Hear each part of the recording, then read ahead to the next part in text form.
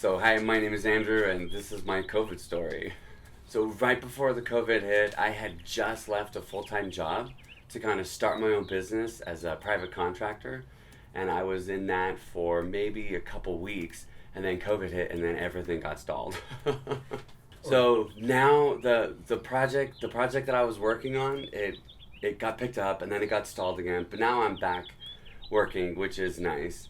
But during like the month and a half that we were down, I did kind of I don't know, like kind of some of the general kind of COVID experiences. I adopted a little COVID rescue dog, and that was kind of fun. And then just cleaning up the yard was a big one.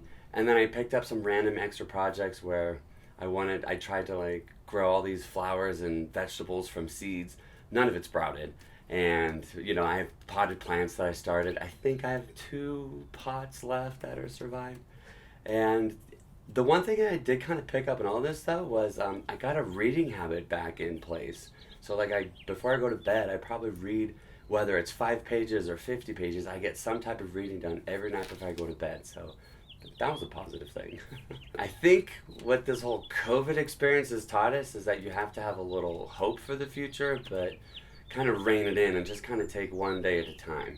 And I think that's where I think we'll be fine. Like I think, at least for me personally, I'll get through it. I know my family and my friends will get through it, but I think it's just more about just kind of slowing down that anticipation and just kind of taking the day for what it is and appreciate what you have and work for what you need for that day.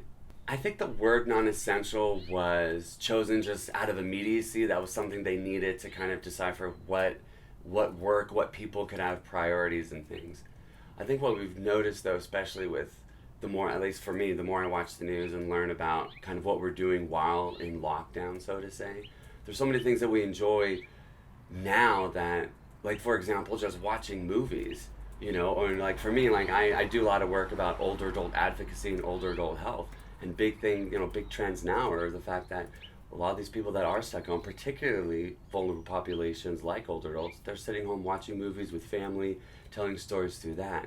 And so I think non-essential is kind of a troubling word because people that work in these industries that got the hardest hit, it's not that they're non-essential. It's just that because of the immediate moment, their activities can't be a priority.